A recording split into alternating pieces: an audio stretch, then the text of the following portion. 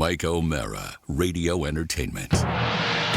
You can listen to The Mike O'Mara Show at MikeO'MaraShow.com. Well, what have we here? It's a podcast. Fine. And what excitement we have today. It's The Mike O'Mara Show with Mike O'Mara and Rob Spiewak. Now, here's Mike. It is Thursday, and hello, everybody. We are here on the Mike O'Mara Show, and we are delighted to see you and have you with us today. Thank you for your subscriptions. Thank you for buying our loud cups, our mugs, all the good stuff. We appreciate the support. Make sure, if you're going to get your yearly subscriptions, you do it soon, because that window will be closing. So get tomorrow, your yearlies. Mike. Yes, midnight tomorrow, and then you go. Then they get them monthly if they want. Exactly. Yeah. So look, we normally come in here with our fun and frivolity, and this has been a weird 24-hour period based on a very, very significant tragedy in Washington, D.C. that has brought back a flood of memories for me on a variety of levels. And Mike, I just want to mention they've just wound up the press conference.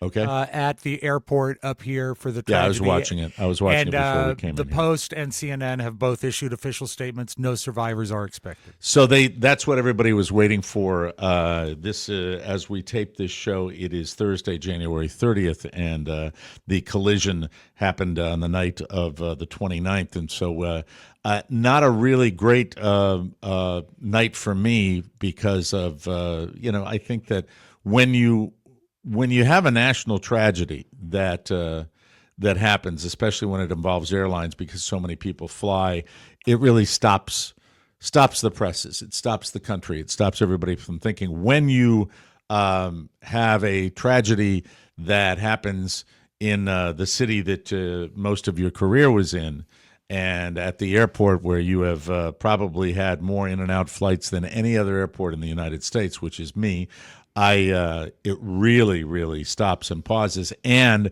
the memories come back with a tragedy like this because I have been on the air in one way or another for many, many tragedies. I go back so far. I have no idea when the Air Florida crash was, but I think that if you give me the year that happened, I'll be able to tell you whether or not I was. I know I was doing radio all the way back when Reagan got shot. So 1982.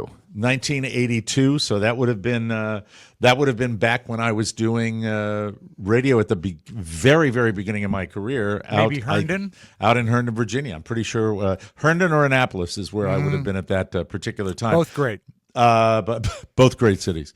The idea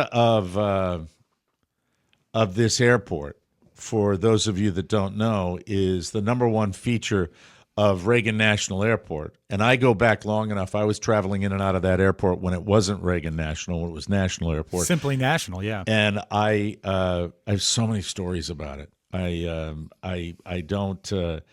It really amazes Mike, I was me. thinking today, oddly enough, the one aborted landing that you and I shared. Were you on it with it? Was it TWA? Yeah, and it was coming from Wichita into DCA. That was that flight. So, I mean, that's just a weird coincidence. And that was coming from the north. The south flight path, even though they were going on the side runway, which I have very rarely flown into. Was where they were coming, but they were technically coming sort of from the south, past Alexandria, to land Alexandria, Virginia. And I always the memory I have with that. And by the way, if you've lived under a rock, we're talking about a midair collision between a Black Hawk helicopter and a Canadair, a Bombardier jet, regional jet. Flown a million times on those. I remember when they first came into existence, and it was so convenient because before that they were prop planes. So the idea of having a small jet that would service places like Hartford, Connecticut. Exactly. I was a regular on the flights from Reagan National all the way up to my home state when my dad was dying, and they got to know me on U.S. Air at the time, no longer in existence. The plane crashed. 64 people, I believe, on the regional jet, and 3 crew members on the military jet. So the fact that this was so many things make this cause for us to come in and be heavy with you for a while. The fact that we've all been around for another tragedy, which was the Air Florida crash, similar times a year where, they crashed into the icy water, much icier than it was, but still frigid up there. We'll get to Rob. I want to find out about the local coverage up there. The second thing, being in that city with so many issues nationally, the space shuttle, 9/11, and just dealing with it has that same kind of feel to me when I hear that. But primarily, it's my memories of flying into that airport. And I got a few things I just want to get off my chest about that airport. When you fly into Reagan National, there are 2 approaches you take. It's from the north or from the south. And the south, for me, because I flew it so often, would always be the relaxing landing. I'd always feel, because Rob knows I'm such a phobic flyer, that I pay super close attention. I always got a window seat, always want to know what's happening. And the interesting thing, it appears that this was coming from the north, and then did the box around to land from the south. I think that's the trajectory of the map that I have seen. And then coming from the Maryland side is where the Black Hawk was coming from. That's the way I understand it. I was watching it, and I remember. South is when you come up the Potomac, right? They both kind of. South is the straight in, and the north landing is the one where left, right, left. Okay. And we'll get to that because it's something the else. North landing is quite an experience, and people need to know this is an airport literally in the city. Well, it's in the city, and it's in with the city with so much air security and so many areas where you are not supposed to fly. That with the White House and the United States Capitol, that you have to make it when you're coming in from the north. You have to make kind of a left, right, and then come over the 14th Street Bridge, and boom. And there's always military helicopters in the air. There's I can tell you there's constant helicopter traffic when you would drive international, when you would be flying international, when you would do that. But my memory would always be, oh, good, it's the West, so we're not going to be doing the left, right. So the fact that this happened on that approach, can I ask you a question? Which is the least convoluted approach, that's you're what a knowledgeable flyer, and especially about DC National Airport. The approach, is it determined by the weather or by traffic or wind? Wind is what it is? Okay. I think they fly into the wind. I think that's pretty much what it is. It's not traffic. It's usually I am not a pilot, so I do not know. But I would assume you know more than I do. So it's blowing, you want the plane to land into the wind. That's my understanding of it. But they were landing from the south, and the video that we probably have all seen by now was the lights of the plane. He had landing lights on the regional jet. Would you like to see it?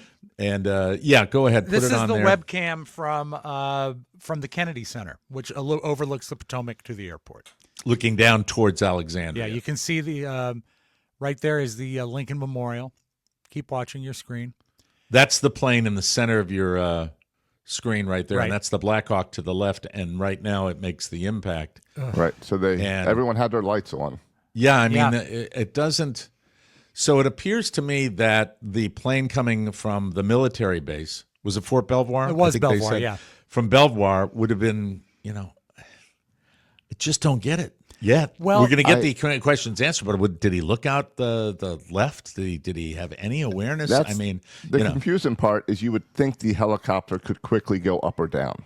Yeah, and but certainly also, be alerted by air traffic control. Yes. I watch videos constantly about traffic on your right, traffic on your left, traffic at 10,000, traffic at 5,000. I heard this morning the the communication at the time of the crash of the explosion, and there was a weird silence right before, almost like some comms went dead, and then the guy pops in. Another pilot says, "Did you see that?" So no one anticipated this happening. It was obviously, something that they were not aware, and they didn't try to guide it because it was just silence. And then what boom. will become evident relatively quickly will be the Transportation Safety Administration, TSA, will be getting to the bottom of this. And if I get some of the agencies wrong, there are 5 million of them in D.C., they'll get to the bottom of this, because I don't, with the amount of cockpit communications and takeoffs and landings, I'm fascinated by it because I'm scared of it. And when I'm scared of something, I like to know more about it. And the idea that in this day and age, that close to the airport, when air traffic control is at its most vigilant, because that's your likelihood of problems happening more than if you're flying at 36,000 feet. Right. You've got a greater chance around all that activity. But it comes down to the very last line of defense, which is the guys in the cockpit on the regional jet and the guys on the helicopter flying the helicopter. So we will have answers. Obviously, they weren't looking and they didn't see it. If they'd seen it, they could have avoided it.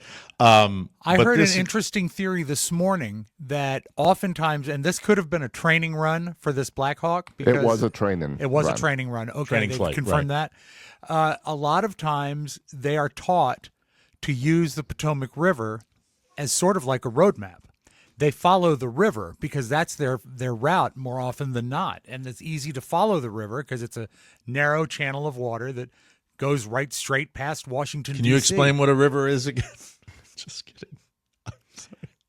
Yeah, it's where you're headed. Okay. You're going to throw me in the river. Yeah, I get exactly. it. But the fact is if you're training someone to navigate by actual geography, maybe they weren't focused on what was real life around them. Well, I can tell you. Go ahead, Josh. The air traffic controller did tell him, ask, do you see the plane, and to pass behind the plane. Oh, okay. Wow. Okay. Well, that's initial information that we are getting. That airport, and I've always been told that it's a problematic airport. They've tried to close it a couple times, haven't they? Because of the difficulties with all of it. Now, when you talk about Air Florida, that's the kind of crash that could happen at any airport. That's You're a right. plane. That's a plane that iced up and did not get lift, and that's why that plane crashed. But I will also tell you, I have one with Rob and another one. I've gone through 2 aborted landings at National. Nothing like it. And by the way, I have a theory.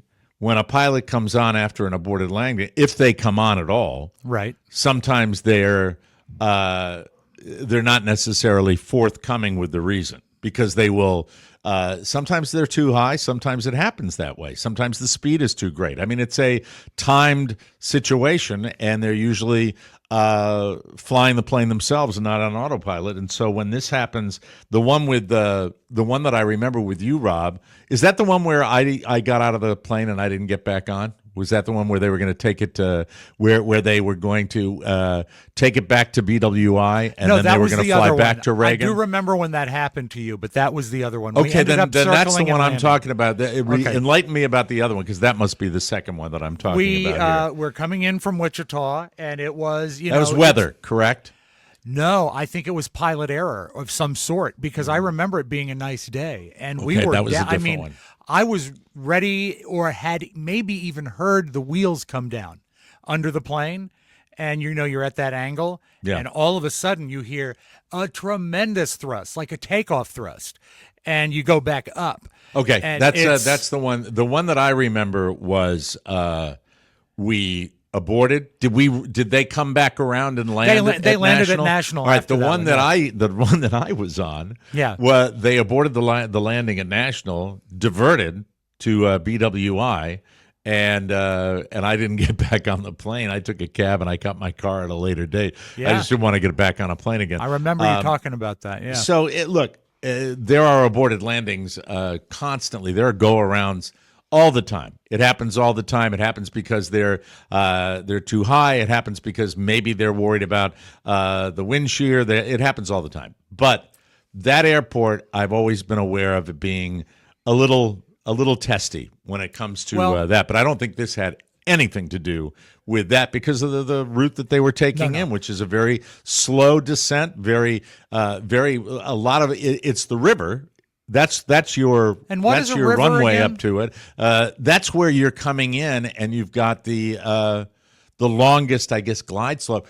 Yeah. With the North Landing, you're kind of coming down at the last second. So But even that with was not involved in even with the this at all. leisurely landing, you're looking at an old airport, probably 1930s, Like LaGuardia, a Yeah. city airport. Exactly. That is, but much closer to the city than LaGuardia. I think some of it's these, in the Logan city. is another one that comes Yeah. to mind where, a lot of these airports runways have been lengthened Yep. to make it happen. But it still is, compared to a lot of cities that I've landed at, and I've been through probably 4, maybe 5 aborted takeoffs and landings. The scariest one at Dallas Fort Worth, where I was on another American plane, and when you get up to speed and then they cut the engines because they abort the takeoff, that's scary too. Yeah. But getting back to national.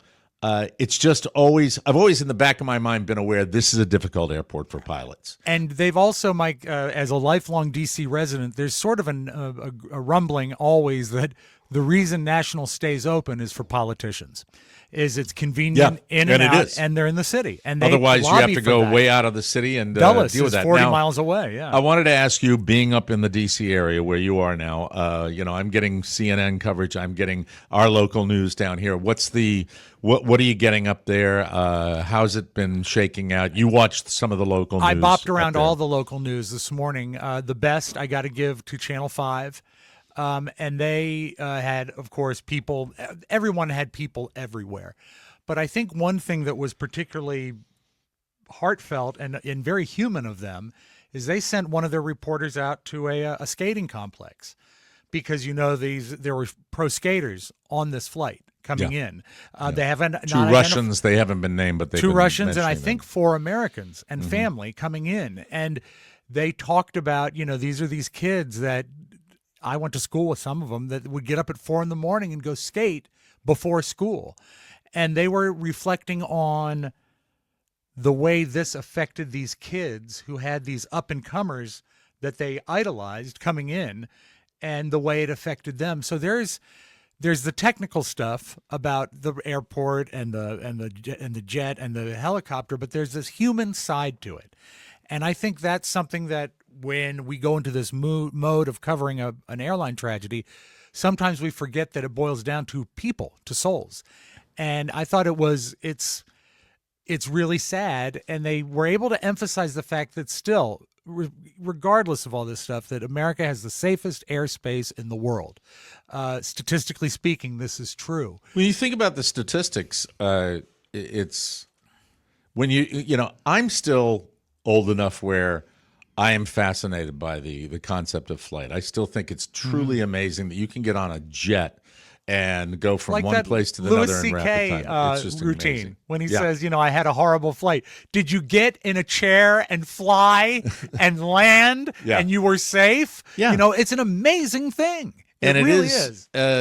When you study it like I do, the safety protocols with our air traffic control system, you think 2 things are really going to affect a flight more than anything else: a catastrophic mechanical failure, Right, or a catastrophic weather event that can't be foreseen. You don't think that on a beautifully crystal clear night in the nation's capital that a plane that's coming in for a landing, when they are at their most vigilant, will have this kind of tragedy. And that's why, at the end of the day, if I was a betting person, I'm going to say pilot error on both ends. I think that that's probably what is going to be involved with this, as much as it's sad to say, because it does come right down to a human being being at the controls in both vehicles, in both aircraft. And it just sucks. The idea of, the number of times I've been at that airport and I've waited for people and I've taken off, the laughs I've had at that airport, the great, it's just, it hits close to home for all really of us does. on this show. And it's not like I go downtown a lot anymore. It's not like you go anywhere anymore. Well, this is true, Mike, but I'm talking about particularly, first of all, Mike, there's a river. It's called the Potomac. Yes, thanks and for you have the to go explaining. over A narrow bridge, body of water that separates two land bodies. I was trying to describe actually the Potomac, not the actual river. Well, that's, definition. but they're all, a lot of every rivers river. are the same. Right. But when you go through... Josh, what I think river- when Josh just weighs in, that's every what river. river does not have two bodies of land on each side of it? Yeah, but this, you have to admit, for a He was major river... specifically talking about the Potomac River, Josh. Because it's a narrow river. It's what I'm saying. Anyhow, that's a narrow river. It's a narrow river at spots, like every river is narrow at certain spots and wide at other spots. Is this really what we're here to talk about? Well, I'm sorry. When you make a stupid statement, sometimes we have to call you out on it. My life is a series of bad decisions and stupid statements. Yeah. So when you go down there, when you occasionally go out of the house. What I'm saying is when I see daylight and... I put on my long Nosferatu fingers and I go out into the day. You wear your big long coat, your big long black coat. No, but you don't still have that checkered coat, do you? Oh, you get rid of that? Do. No, I have. I love that coat. Okay, just because Mike, you know what? When we were going to New York, city dwellers, you need a long coat because your legs get cold. You do. This is the world's largest coat, but that's not why we're here today. Okay. Yes. I was going to say, even a casual visitor to the city will see helicopters zooming up and down the Potomac all the time. Security stuff all the time. And you don't even rocking have to be a frequent too, right? visitor. Oh, I flying. mean, I'm really Oh, flying along at low altitude. I mean, to a point that you almost want to go to your radio and turn on the news station to see what's going on because there's an urgency. But it's just daily business. And it's mind-boggling that this could happen because of this happening all the time, but also that traffic in such a condensed area, it's a horrifying. The air traffic you're talking about. Yeah, the air traffic. Yeah. And as far as D.C. is concerned and Wichita, so many little things on this. Where was first of all, I when it first happened, I said, was it taking off or landing? Then you find out it's landing. Well, then the first question you have. And by the way, the talking heads do the best they can when they have no information and they've got a pad. And I was desperate to say, well, where was the plane coming from? Because I've flown on regional jets, and we connected back in the day when we flew to Wichita because we had an affiliate in Wichita, Kansas, and we flew to Dallas, Fort Worth, and why do I think that might have been one of my aborted takeoffs? I'm not sure. But anyhow, you think about Wichita and then making, really talk about a convenient regional jet flying from Wichita, Kansas, all the way to Reagan National. That's a pretty long flight for a regional jet. I don't know if that'll play into it at all. That's the only nonstop route offered between the two cities every day. Yeah. And it almost always sells out. That's why there were so many passengers on it. Because it was jam-packed, and those planes are tiny. It seats 60. It had 60 plus crew. So, I mean, that and the way it's configured, I've been on many of them. You got the first class section where you have one seat and then two on the right. And then the rest of the plane is 2 and 2. And it's is the so one small. seat like a love seat? No, it's like a full-fledged first class seat and a little extra room. But the thing about D.C., we now, in modern history, in recent history, and if you add it up when you go back to 1982, we have had 2 major air disasters at this airport. And that you check the record of major airports in the United States, a lot of them, certainly in modern history, don't have those. And I don't think it has either accident is necessarily going to be pinned on it being Reagan National, other than the helicopter traffic that exists around that airport. But there are many, many cities that have helicopter traffic. Is that a national airport issue or a You'll- Fort Belvoir issue? I You don't don't know. I don't know what we're going to find out about that. What I will tell you is the idea of, if you want to look, and for those of us that you might be seeing it later and you might have seen the press conference, if you want to talk about bureaucracy, when they stand up there, and they've got to give a report. And I thought the mayor did a really nice job, Fine job. with the tone, and kudos to Senator Tim Kaine for On and Gone, where he did that. When you talk about thanking the government officials and the agencies, and it's stunning. Prince William, National Park Police, Homeland Security. It goes on and on. There are more Alexandria, cops. Fairfax, D.C. Oh my God, all it's of them running, as stunning. they said in the press conference, running into the danger. Josh, you were going to say something. Oh, there. well, I was going to say, as far as Baltimore County, also sent fire department down Tons there. It was of people, everyone. and they probably knew right away that this was going to be a recovery, and not just based on the impact alone. You can see it in the sky when it does that. So, unfortunately, with the recovery, you got people. I don't know if I can even wrap my head around the feelings. Not only that you had a loved one on that flight, but just waiting for that final word to come down, even though you know what that word is going to be as they do that. And for the people, yes, one go news ahead. station was interviewing a guy who was there waiting for his wife. I saw that. Everybody's seen that guy, the young guy, the young man who is there, and he was to me the picture of in shock, that because he was literally numb. You could tell he didn't have the reaction yet to have to deal with that situation. And to turn to the people on the plane, you have to understand how close they were to landing. Yeah. They were so close. I mean, people had received texts Right. from people on the plane that said, "We're landing now."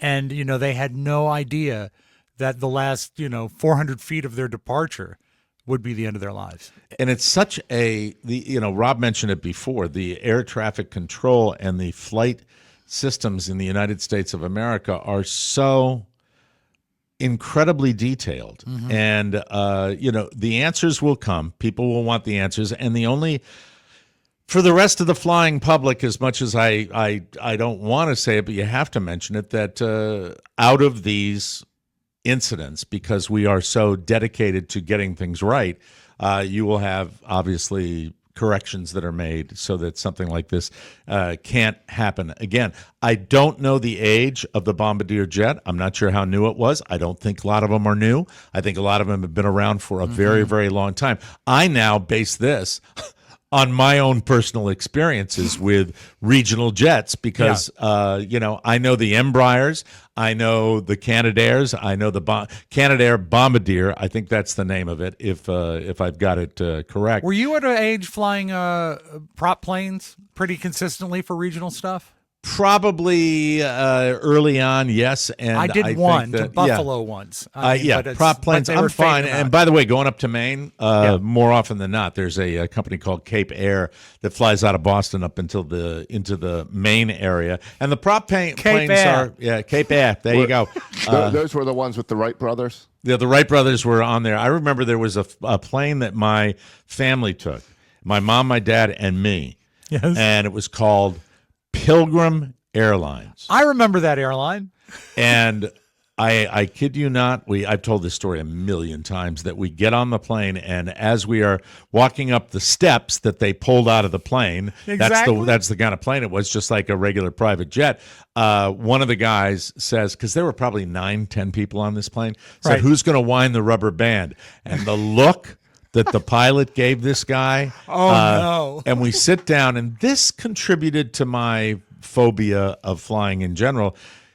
I am not kidding you. It's a night flight, I think, coming from New York up to Bradley International Airport up in, outside of my hometown. And he brought out a flashlight to look at the controls. That's what he was doing, and I'll never forget that as long as I live. Always be prepared. But getting that for the people in Washington that have experienced the Pentagon crash on 9/11, that have experienced Air Florida, that remember this, there's a little memory to go along with this type of incident, and our heart goes out to everybody. So I just want to say sorry for anybody that we have connections in Wichita, we have connections in Washington, lots of connections in Washington, D.C.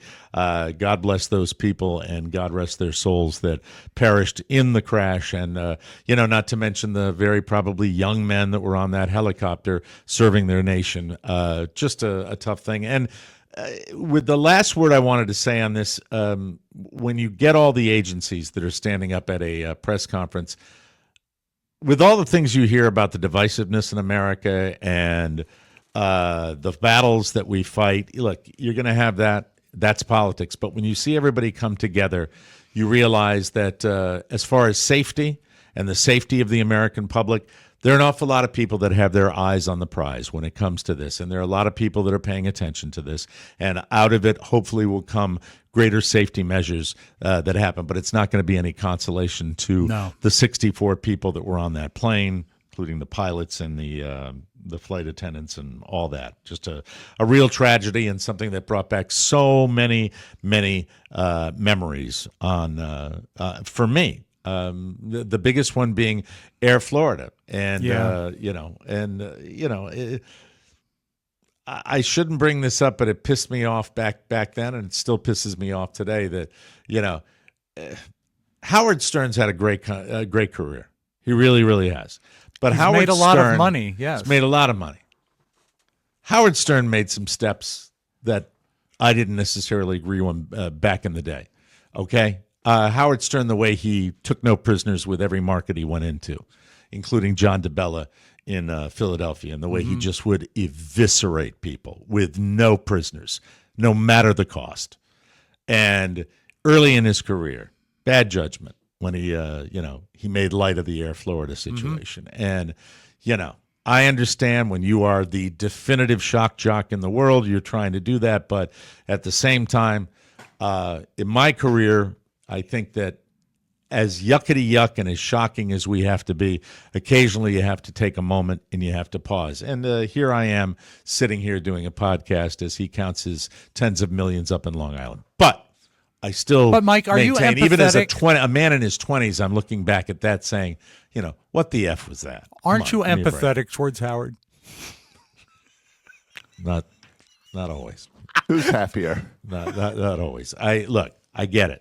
There's still comedians that do it. Yeah, and you're right. Still, and it's a young thing. And if I can say this, and I didn't plan to talk a lot about this, but I believe in joke reality. Everything is fair game. I really do. And if you don't like it, you don't like it. But I can certainly express my taste. And with young comedians, in many cases, I think there will always be a segment that if they say the most inappropriate things they can possibly think of, that's what they're trying to get the laugh with. Yeah. And I think that is true to a point. But there's also, occasionally you respect the moment. Yeah. And I think in a time like this, there are enough people that have memories triggered. There are enough people that are reacting, that might hear my voice, that are doing that, or hear a radio person's voice. You have to be aware of that. I've always believed that in my radio career. That's always been a line I didn't choose to cross, and maybe my career would have done better if I had. There are a bunch of lines that I wouldn't go over, and that's the Are you the listening, idea. Family Guy? I just I hated that. I always hated that about comedians that do it, and I've always hated that. It frustrates me when people. It's an easy way to get a reaction, and you're not less of a man. No. If you avoid that. I think in many cases being sensitive to a moment like this makes you more of a man. Here. just the way I look at it. So our sympathies to people on that flight. We'll have more information coming out as the days go on, but nothing's going to change the real fact. We will take a break here. We'll get back on track with the show. Later on in the broadcast, we will be Rob wanted me to get a name for the community I live in, and Yes. I've gotten something rather creative. And later on, too, we've got some movie information and the ice cream delivery. Lots coming up right here on the Mike O'Mara Show. We'll be right back, everybody.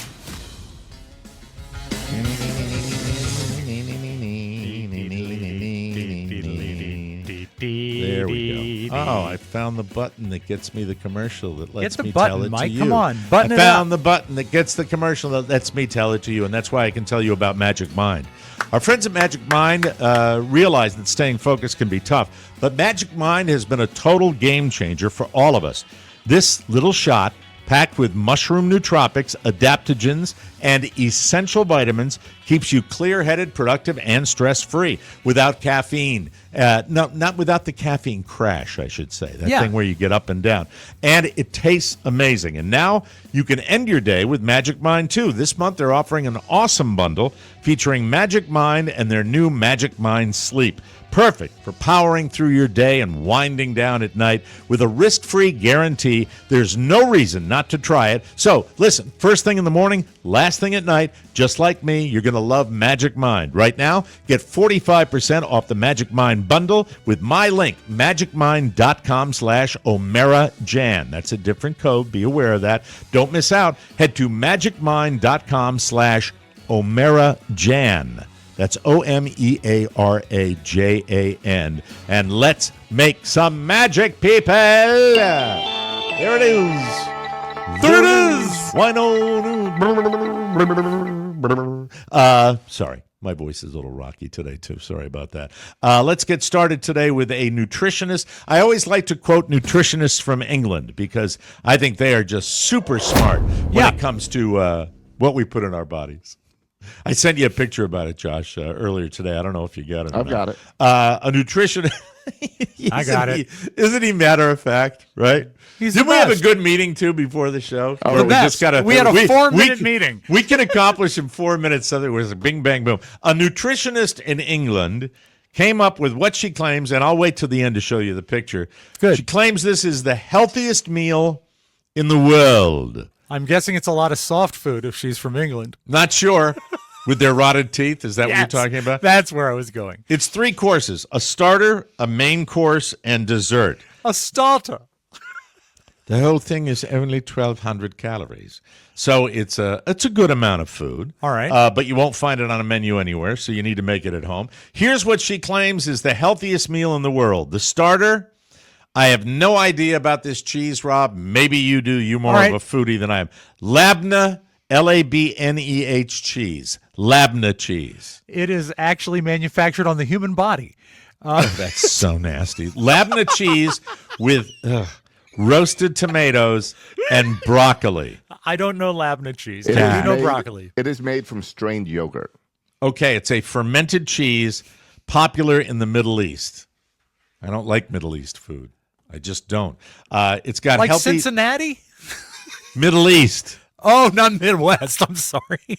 It's got healthy bacteria that's good for you.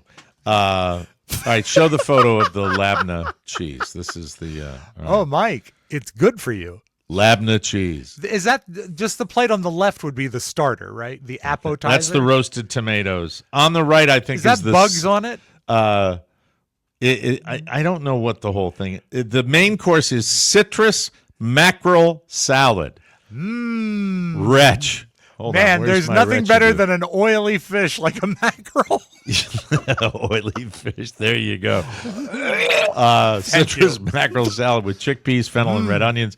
Mackerel is one of I've caught a lot of mackerel in my day up in Maine. Yeah. One of the healthiest types of fish because it's loaded with omega-3s. She says to top it with black olives, sauerkraut, and pumpkin seeds.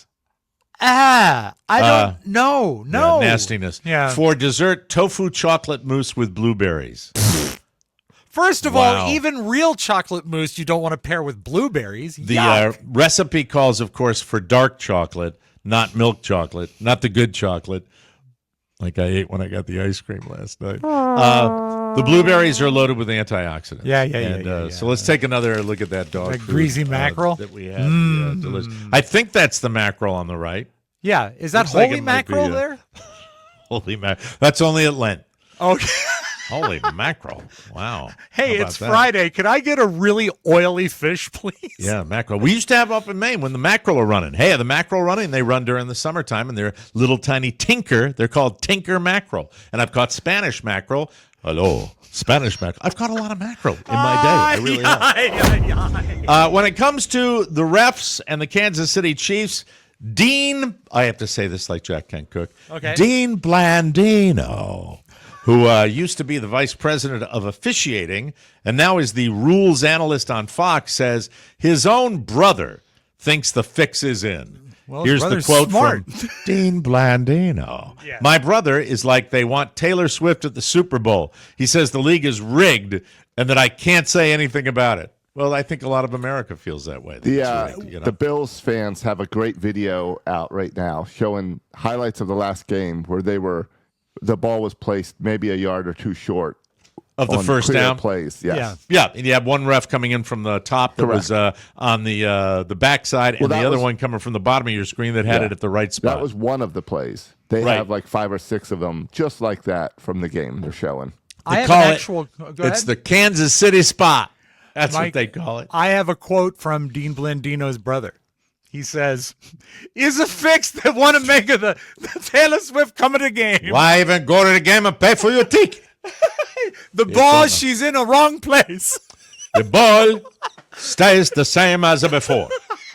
Blandino told his brother, quote, 150 million people are going to watch the Super Bowl regardless of Taylor Swift being there. Like, enough, stop. He added, quote, I think if there was a script, I think the head of officiating would be pretty important in that process, and no one ever invited me in the room. I don't think it's fixed. The very fact that he issued that statement makes me think something's up. Any real fan probably once or twice is, oh, man, that's got to be rigged. It's the dumbest thing you can say about a sporting event sometimes. Unless, of course, it's the Black Sox, which I was around for, Shoeless Joe Jackson, back in the day. You were a bat boy, right? I was a bat boy, yeah, for Shoeless Joe, and I would help him take off his shoes. I was going to say, you were also shoeless, weren't you? But that was poverty. Yeah, that was poverty, and I scraped nickels together. Shoeless Mike O'Mara. Yeah. And all the other players, I was what was probably known as a locker room attendant, I was not a bat boy, I was a locker room attendant. And the interesting thing is I would polish the other players' shoes, and in Shoeless Joe's case, I would wash his feet. Very nice. Well, that's because you were Catholic.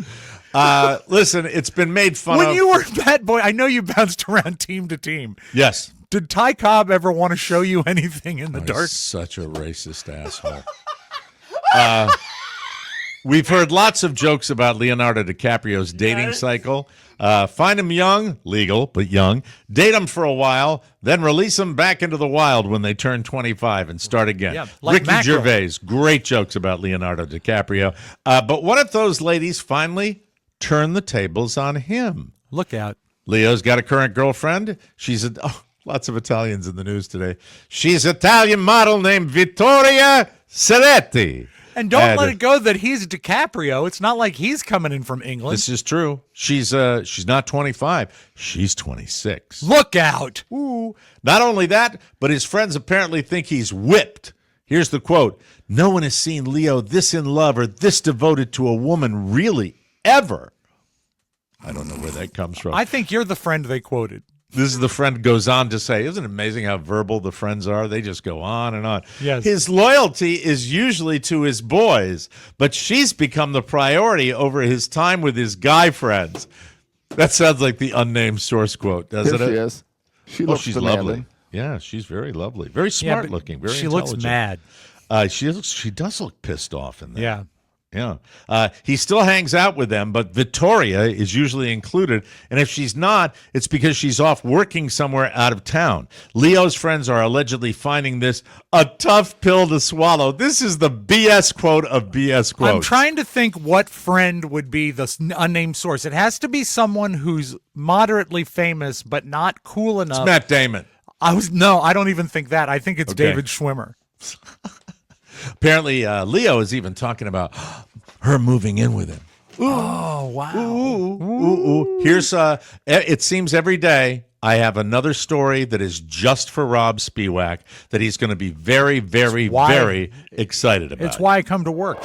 Netflix is rebooting Little House on the Prairie. Yes! The original series told the kind of true story of the Ingalls family who lived on a farm in Minnesota in the late 1800s. Yes. I don't know. It was loosely based on the books of Laurel Ingalls Wilder, and it ran from 1974 to 1983. A Netflix exec says the new version will be, quote, part hopeful family drama, part epic survival tale, and part origin story of the American West. There's a movie I watched. No, a series I watched, and I'm trying to remember it. It's my kind of origin story.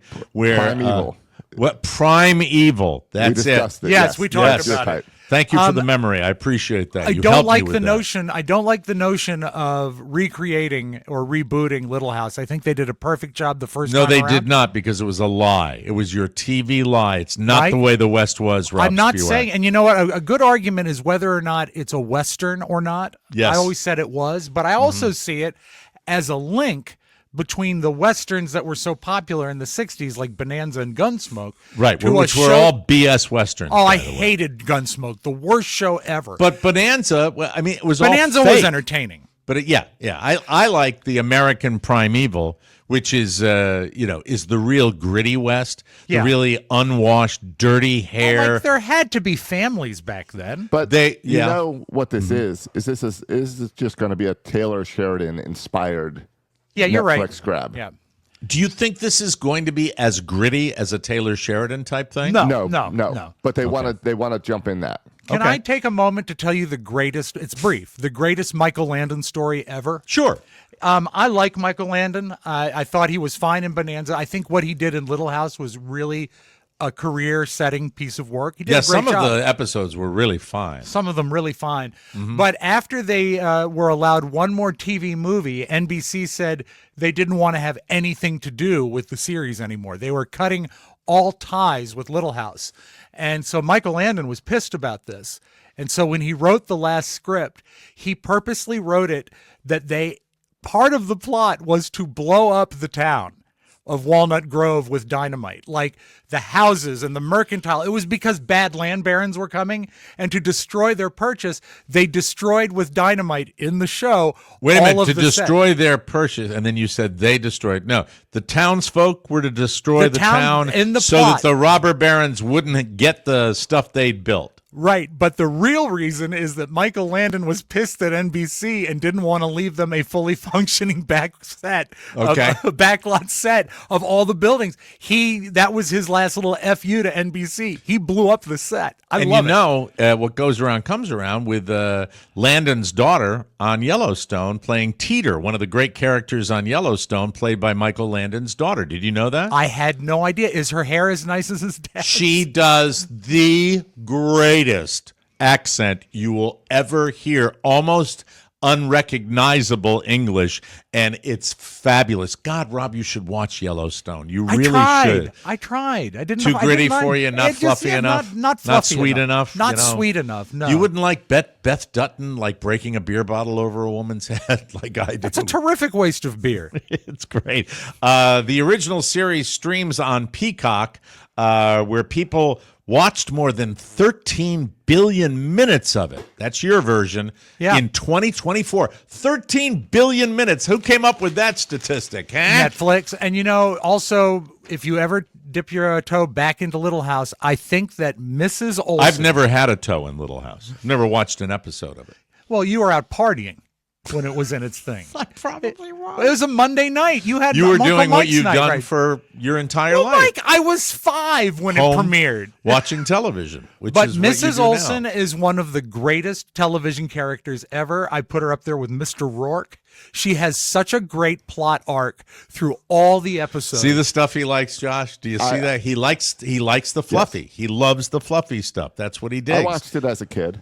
Yes, I did not. I like Beth Dutton. I like evil. That's what I like. That's me. I like evil What on my if Beth television. Dutton rode into town and boned Mr. Olsen? Even my comedy, I loved All in the Family because it was so edgy. Yeah. That's what I liked. I like liked Bluey. the edge. I'm trying to think, what is something okay.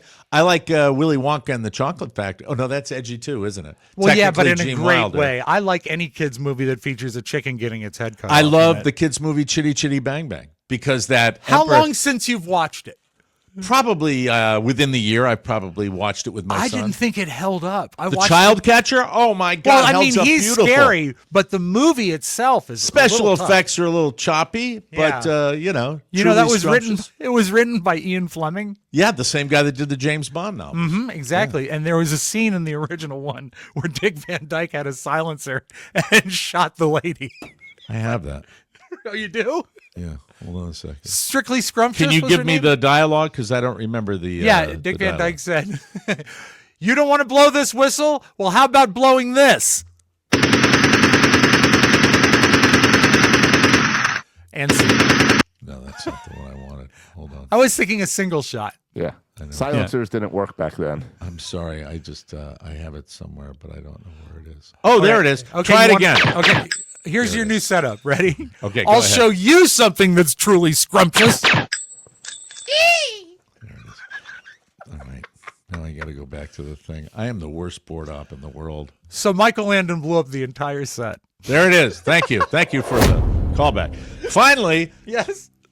a new study found breakups tend to be harder on men than they are on women. What do you say, Mike?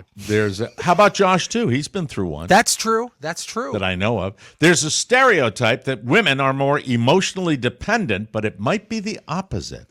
The study found men, at least straight men, tend to rely on their romantic partner for more emotional support. Women don't need to as much because they also get it from their friends. It found guys, I can testify that this is That makes a lot of sense. True. Josh, do you agree with me on that? I would say Totally. it's absolutely true. It found guys are more likely to see relationships as being beneficial to their overall well-being, and they're not wrong. They get more mental and physical benefits than women do, leading to better mental health and higher life satisfaction. Men are also more likely to... Rob, do you deny all of this? I'm just listening. I'll give you a fair take at the end. Yeah, the happily married for, or allegedly happily married for his whole life take. Yeah. Men are more likely to report feelings of sadness and loneliness after a breakup. And because of that, they're not usually the one who instigates it. I didn't know that either. Previous studies have found 70%.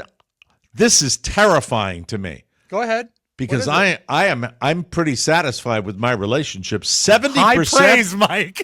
70% of divorces are initiated by women. Well, because men don't initiate, they just go cheat. Wow. And it's expensive to get divorced. Well, you never really get over a breakup, especially when you look at your checking account. Am I right, ladies?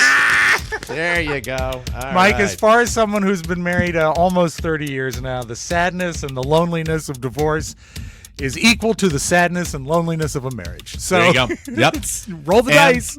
And from Rob Spiewak's book, let me see. Got a quote here. Oh, you have it. Yes. The key to a successful marriage, never leave the house. That's what it is, ladies. Well, no, We'll take you don't leave the house. The lady, you got to get out of the house. Oh, yeah. She's got to be out there every day, running around, doing things for no reason Go at all. do something, please. We'll take a break and we will come back in a second here. Hey, is this you? Hi there. My name is Penelope, and I'm a pretty girl, a very pretty girl. And I love coffee, but caffeine makes me jumpy, jittery, and wreaks havoc on my digestion. Oh, Penelope. Do you understand what I mean? I'm do. Penelope, and I'm perplexed. And my name is Penelope. We both did the same thing. Yep, I'm pretty little Penelope Pooh, the hot chick. Wham! She's upset because she doesn't like all the caffeine in her coffee, Josh. You want some Dom Pardo for this one? Yes. Well, Penelope, your problems are over thanks to Savorista. Savorista Coffee offers premium craft decaf and half-calf blends with bold flavors, ethically sourced beans, and natural decaffeination. Plus, it's small batch roasted for exceptional taste. You will definitely find your perfect blend at Savorista.com. This is unlike any decaf you've ever tried. Savorista delivers a flavorful coffee experience without compromise. So, whether you're cutting back on caffeine or seeking incredible coffee anytime, Savorista is the perfect choice. Head over to Savorista.com and treat yourself to Savorista. And make sure you use the promo code TMOS for 25% off. 25% off with the code TMOS at Savorista.com. And you can call me Penny, not Penelope. Oh, I didn't know that was the short name for Penelope. Sure, Penny. Yeah. Yeah, Shiny Penny. We earn a commission when you use the code, so please do. Thank you. Thank you all very Penny much. Pooh. Penny Pooh. You're a pretty girl. A pretty girl, Penny Pooh.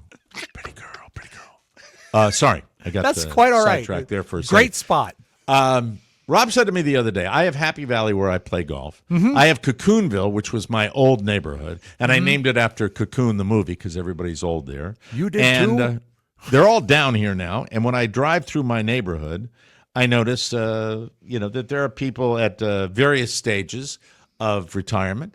And there are also young families that live in this community as well. It's one of the things I like about my community. It's a mixed community. And Rob, don't worry about that mixed term. Okay, don't worry. Yes, it is that too. We'll talk. Thank you. The fact was brought up that I have never named my community. This is true.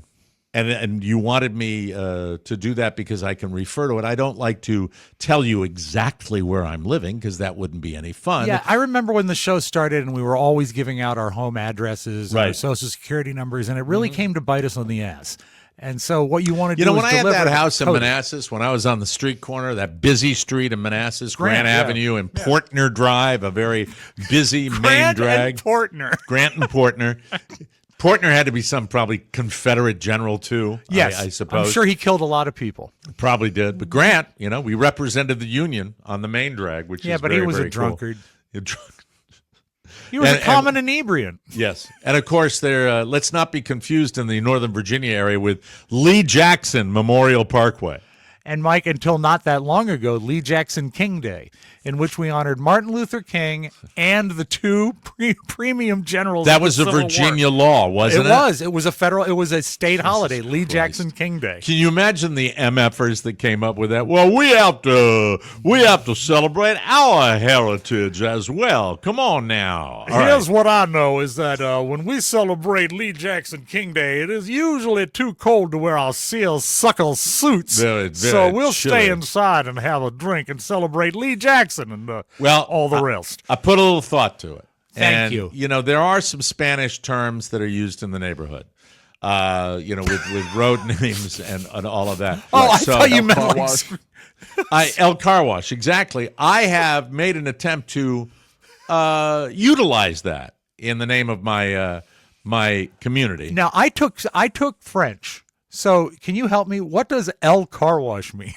The car wash. I believe and I'd love to get them as a sponsor, Josh. With over 40 locations. I was excited that I saw an El Car Wash down in West Palm.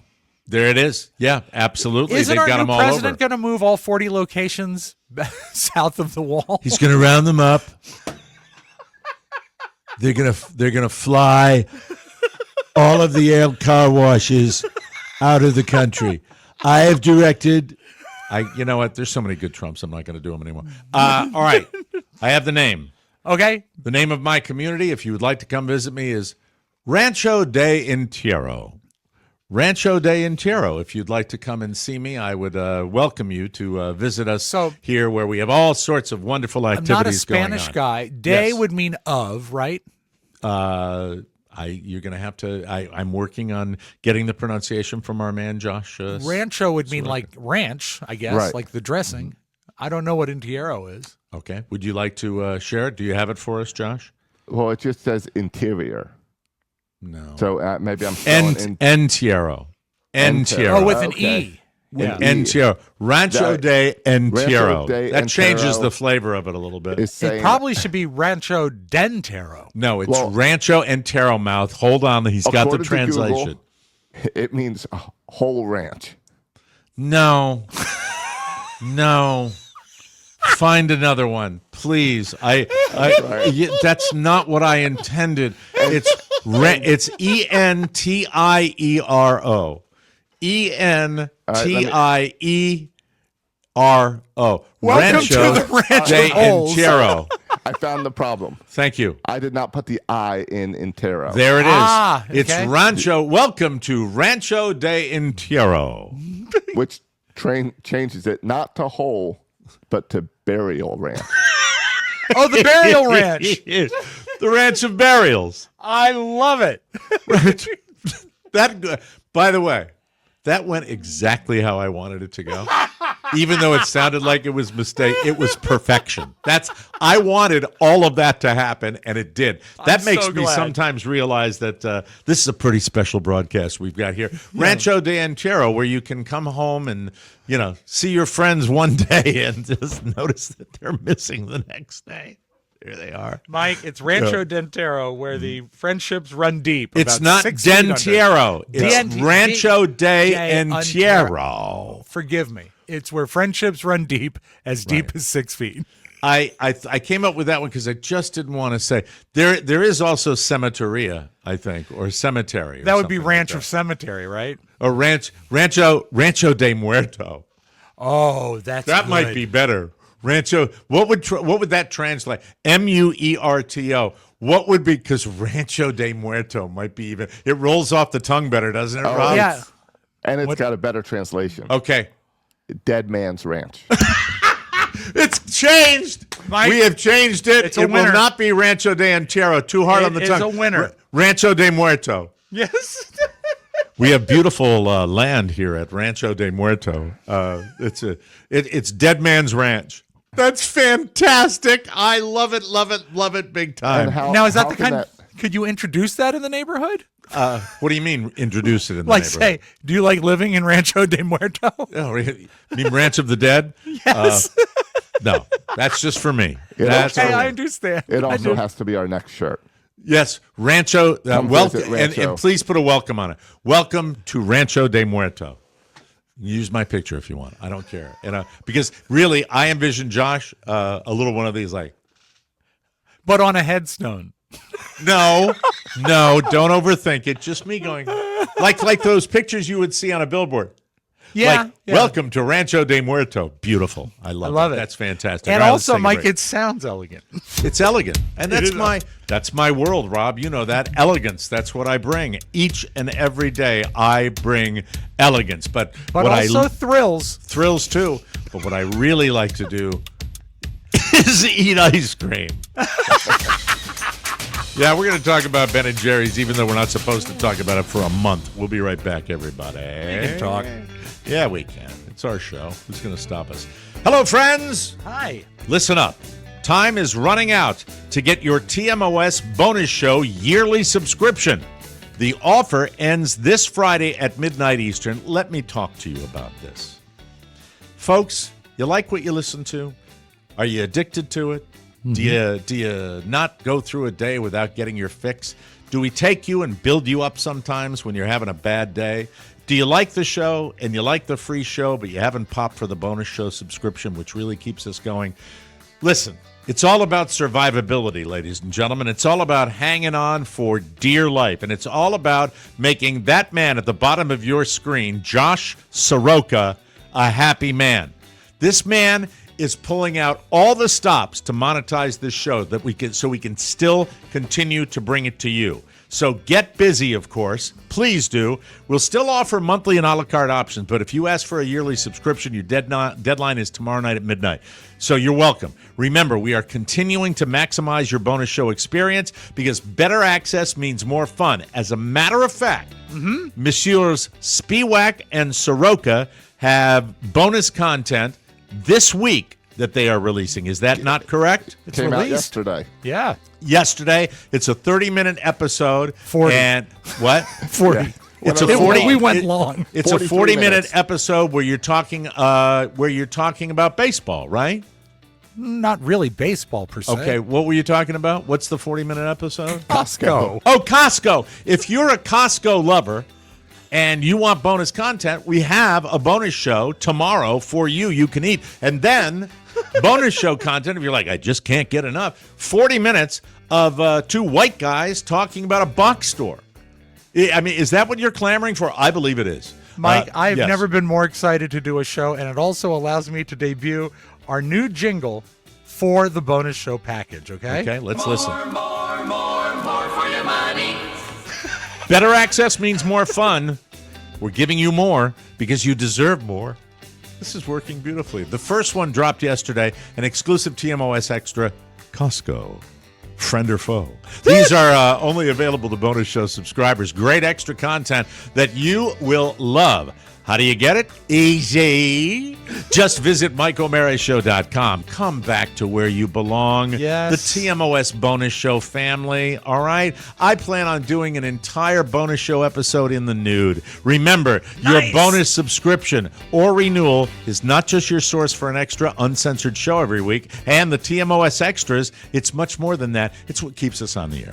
It's the way we can continue to provide the free episodes. You don't subscribe, we don't do a show. That's it. All week. Do it. It's how we feed our families. Join us, won't you? For any issues or assistance, contact that man at the bottom of your screen, Josh, or email support.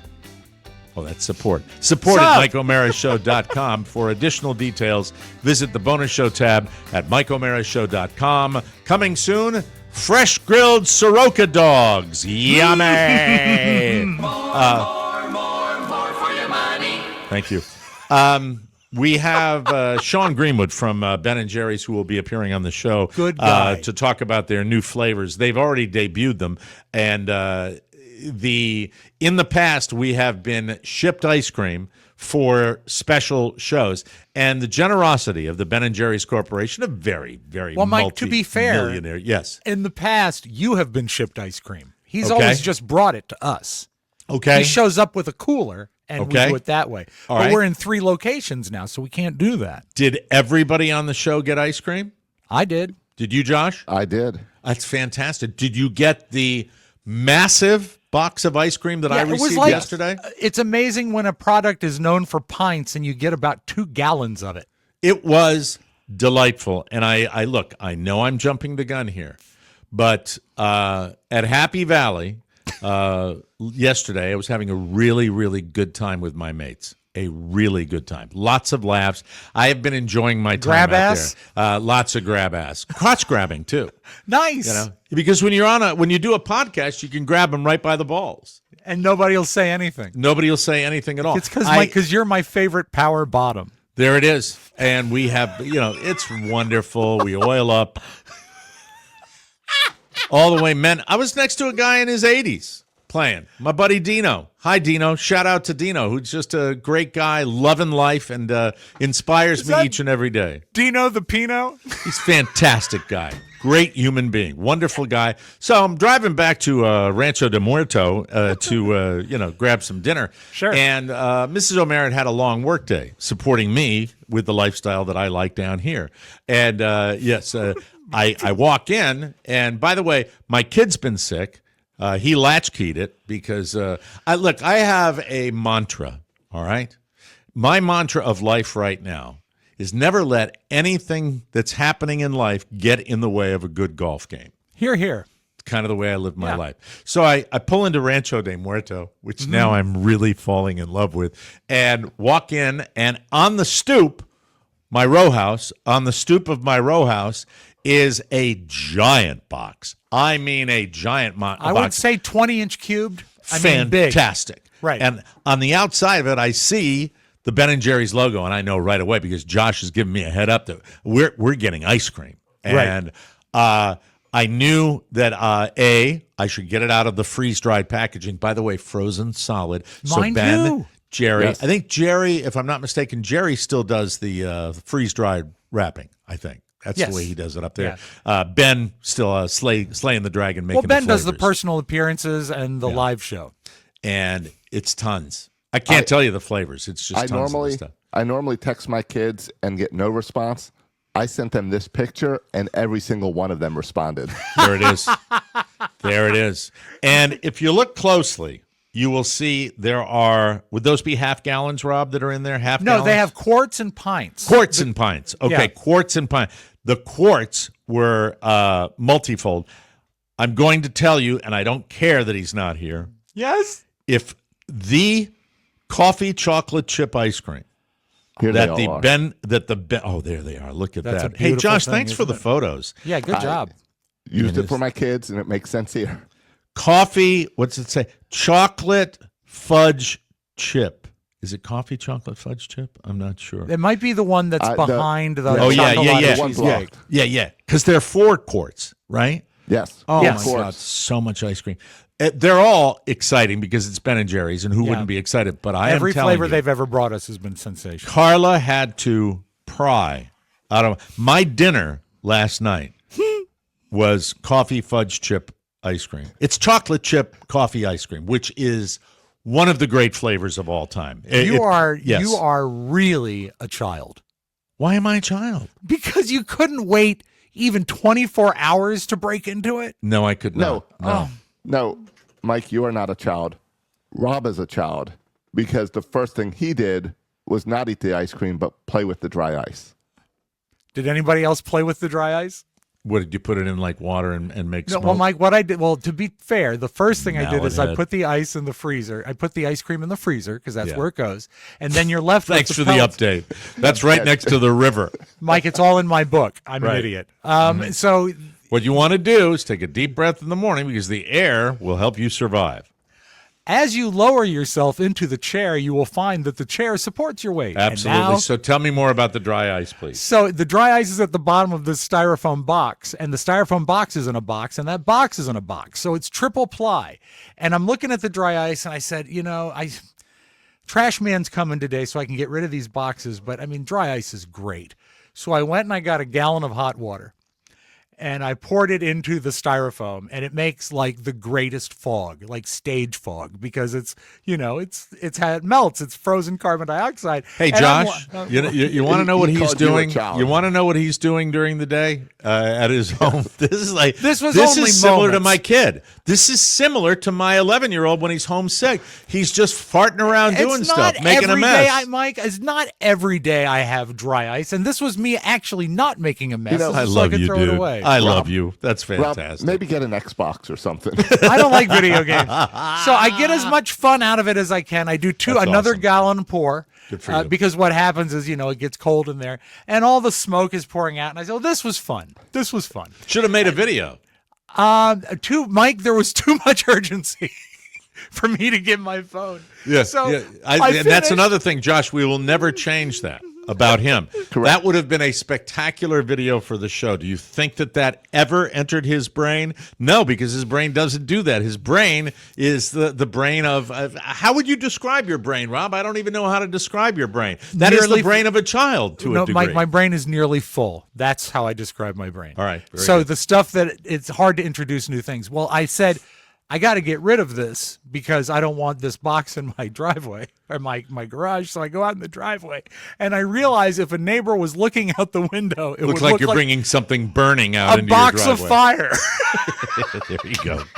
And hilarity ensued. and Did you while look I'm around? walking- yes, did you look I around did. to see if there are any neighbors But I checking mean, it out? like, as I'm walking, there's just enough breeze to agitate the box, so there's smoke pouring out of it. So what I did is I threw the dry ice in the road so it could go away, and then I jumped up and down on it and broke it up. And then I looked outside, and about 20 minutes later, all the carbon dioxide was gone. Very good. Congratulations. That was fantastic. You've never played with dry ice? It's fun. Yeah, I probably have, but just not in that particular concept. I was doing a beeline to the ice cream. And the reason I didn't have self-discipline, inhibitions were low, Rob, because at Happy Valley I had also probably enjoyed maybe one more adult beverage than I should have had. Well, you weren't really drunk, or you would have eaten the dry ice. We'll be right back, everybody. Listen I up, should have beautiful taken a maniacs. video, Mike. I should What? have taken it. Yeah, it would have been great. Yeah. Derm Glow Skin welcomes the new year and new beginnings. What are your aspirations for 2025? Rob Spiewaks are to play with as much dry ice as he possibly can. I love chemistry. Derm Glow Skin and Carla are here to empower you, whether you're resolved to lose a pound or 100, even 200 pounds. Carla is dedicated to guiding you. Let Derm Glow Skin be your partner for all your peptide needs. Explore semaglutide, tirzepatide, that's the one I take, Samorelin, B12, NAD+, synapsin, glutathione. I do the NAD+, and I do it in a nasal spray, and it is wonderful for the brain and for energy. I love it. That explains so much, Mike. I've been using the GeoNAD+. No, that'll slow you down. Incidentally, the most amazing variety of skincare products. I use the Citrus Scrub. I use the Repair Bar. I use their Sun Guard, all delivered to your doorstep. You can experience the comfort of transformation from your own home.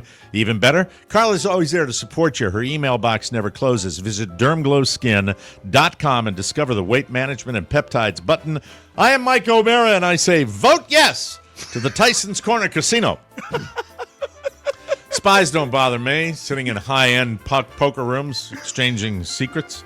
Ain't nothing but a thing. Am I right, ladies? Now, go in peace, ladies and gentlemen. Ain't nothing but a thing, Mike. Ain't nothing but a thing, ladies and Hey, gentlemen. I like that. Some beautiful video. Oh, bubbling over, Mike. 77. WABC. Bubbling over with fun. Mike, I have a question. I know you Yes. get sick of Paul McCartney. I think even I, his biggest fan, get sick of Paul McCartney sometimes. No, you don't. But no, I think he's a little over the top sometimes. Great If it's legacy. Paul McCartney, it's on the show. If it's But, anything about Paul, it's on This the is show. not Paul today. Okay. This is Ringo. Now, as you know, I like Ringo. drums loom large in his legend. As George says that in in A Hard Day's Night. Drums loom large in his legend, and he's got a new album out, produced by T-Bone Burnett. It's a country album essentially, and Ringo's always liked country music. Ringo is so cool and easygoing. If he would just stop darkening his hair, I think we could all. He's in his 80s now, isn't he? Yes, and With black hair, jet black hair, not a gray hair in sight. It's getting darker. Ringo, Yes. don't do this. But anyway, he revealed something that I found fascinating on Jimmy Kimmel. They could catch you now, maybe, I promise you they couldn't. They couldn't? Oh, he looks amazing. You've been famous for a very, very long time. What? And there are a lot of stories about you. As you know, there are millions of stories about you. You know, what I like to do is kind of weed through those. You mind if I ask you about some stories? And you tell me if they're true or false, if you have any details. Is it true you've never eaten pizza? I've never had a pizza.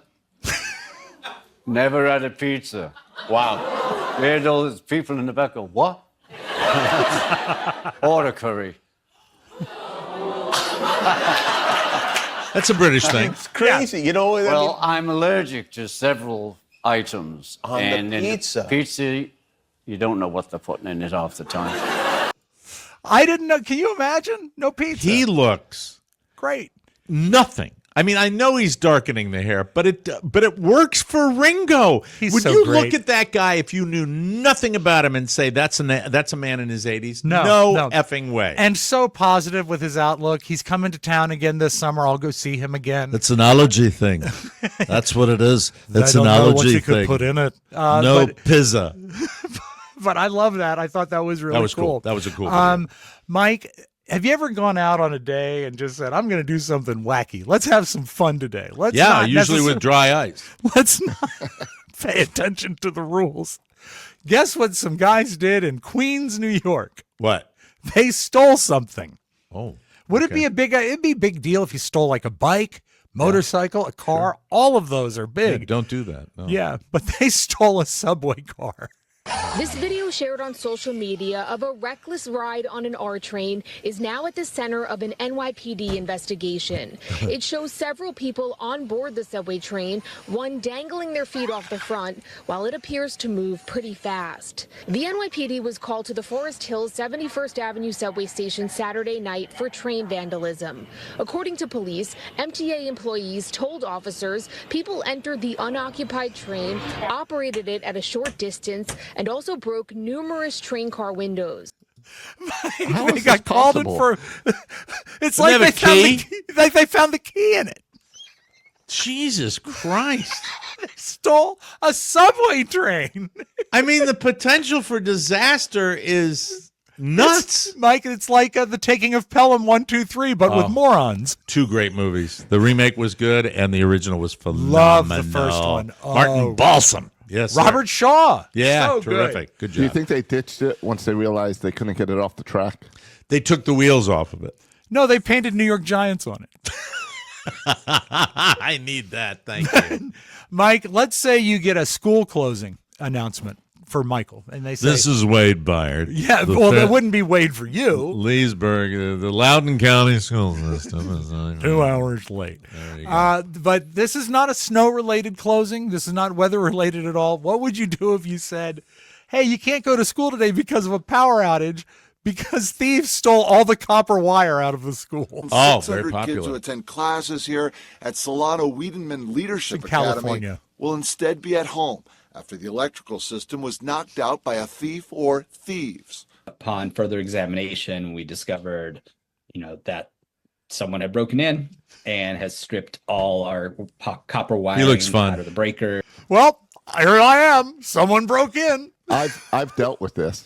You've dealt with someone going. Hold on, I want to get to the bottom of this. A person going into a breaker panel and removing the copper wire that's in there. Yes, but it normally happens on construction sites. Yeah, because you could grab like a roll of it, right? Yeah, hold on, Well, Josh. I always thought that that stealing copper wire would be like you go onto a job site where it's all coiled up and you steal it that way. But no, here's how you do it. You go in and you go right to the top of the breaker box and you cut all the wire, and then you go to all the boxes and you cut the wire, and then you just start yanking it out of the wood. That's right, Mike. You cut the wire, then you start yanking it. Right. It just destroys, and you have to redo the whole thing. I've had it so happen many you times literally to my are job pulling sites. all of the wiring out of the electrical wiring out of a home. Yep, and if it gets stuck or doesn't pull well, you just go and cut it. And I've seen thieves do this, and they'll leave wherever it's like nailed down. They'll leave that chunk of it because they're just in there with wire cutters and cutting it as fast as they can to get out of there. According to the chat room, the scrap value of copper is $3.50 to $3.85 a pound. Okay. All And right, that's so it's a valuable. lot of I get money, it. yeah. Mhm, yeah. But anyway, the school has to redo all of their electrical infrastructure now because of the thieves. Can you imagine how much they got if it was a building like that, a school as opposed to a private home? It must have been amazing. But It tasted like copper. I don't know how they got it in a finished building because all the walls are closed up. The wire's behind the wall. You know what? You can never underestimate the ingenuity of a good thief. Yeah. There you go. I wonder if there's any copper in that subway train. There's copper in my mouth, a copper taste right now. I know. That's just Mike, from my health issues, though. Mike, if you plug your TV into the super antenna, it turns your entire house into an antenna because of all the copper. I bought that. Yes, sir. I did. I'm an idiot. I bought that. You were so pleased when you bought that, and I brought you in a vintage ad from 1952 that had the same notion. Super antenna. Super antenna. Works with electrical outlets. Dave! Let's close with this. I'm Mike O'Mara, and I'm dying to be sold. That's it. Dave Dornbush. Yeah, thank you. Food saver. All air of them. fryers. Mike, dry clothes, yay. Food saver. Let's close with this. Paul peel me a grape. Thank you very much.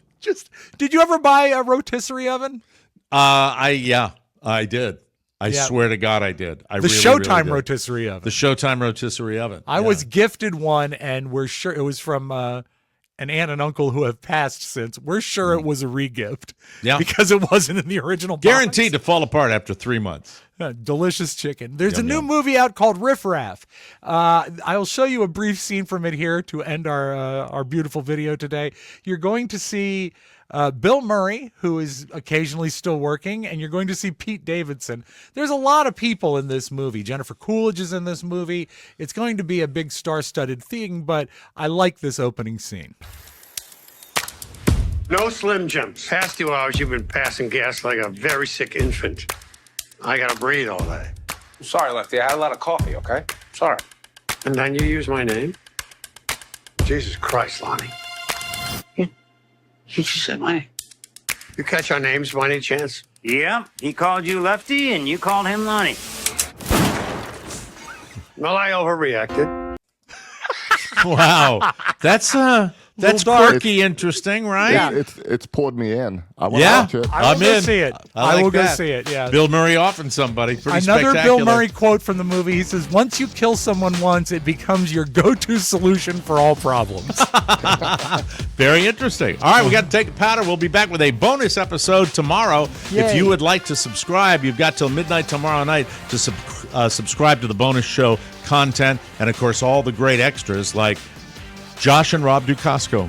That's special and that's extra, but only if you are a bonus show subscriber. Coming soon, Carla and Mike and the state of their marriage on a bonus show extra, ladies and gentlemen. You're not going to talk about Walmart? Walmart, yeah. Just gonna Carl and store I my will talk old- about Walmart since you handled Costco, maybe Target. For Rob Spiewak and Josh Soroka, this is Mike O'Mara saying so long, everybody. I'm going to do an episode about sheets. Want more? Make sure you check out the Mike O'Mara bonus show. Get it at MikeO'MaraShow.com. Mike O'Mara, Radio Entertainment. Well, I don't get the rain man call me. Here's Johnny. How about that?